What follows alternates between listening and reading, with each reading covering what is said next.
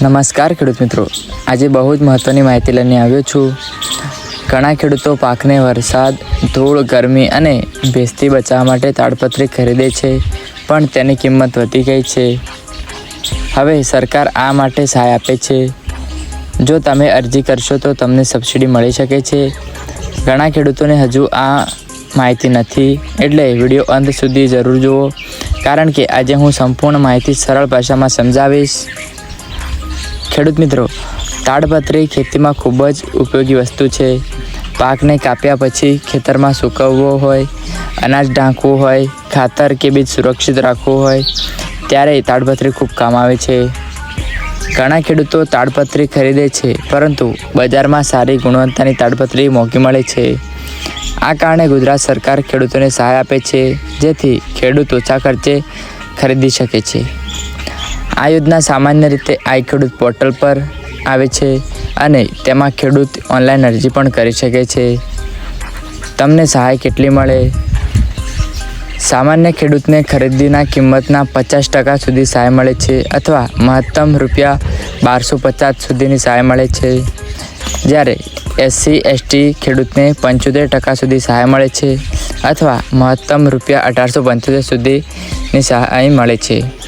એટલે કે તમે જો તાડપત્રી ખરીદો અને બિલ રાખો તો સરકારના નિયમ મુજબ સહાય મળી શકે છે. તાડપત્રી માટે કોણ અરજી કરી શકે? જે ખેડૂતના નામે જમીન છે તે જ અરજી કરી શકે છે. જો સંયુક્ત ખાતું હોય તો પણ અરજી કરી શકાય છે. ખેડૂત પાસે 7 અને 12નો ઉતારો અને 8 ઉતારા હોવા જોઈએ.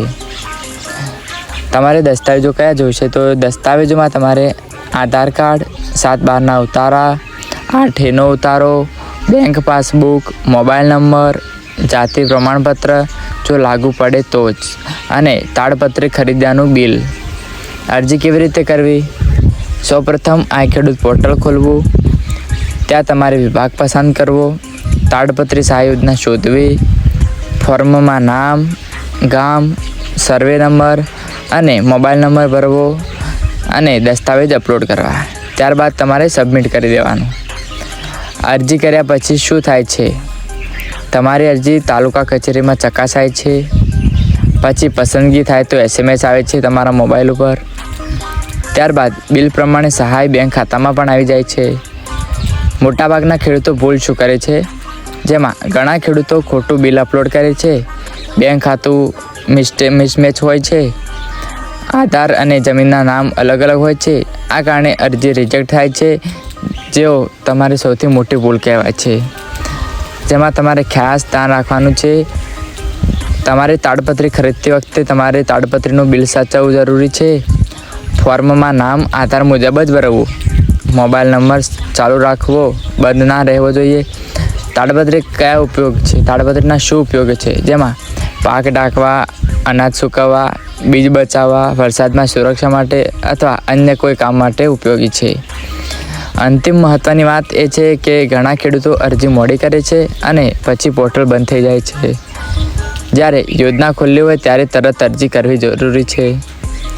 જો તમને આ માહિતી ઉપયોગી લાગી હોય તો વિડીયોને લાઈક કરો, ચેનલ સબસ્ક્રાઈબ કરો અને બીજા ખેડૂતો મિત્રો સુધી જરૂર મોકલજો, જેથી તેઓ પણ લાભ લઈ શકે અને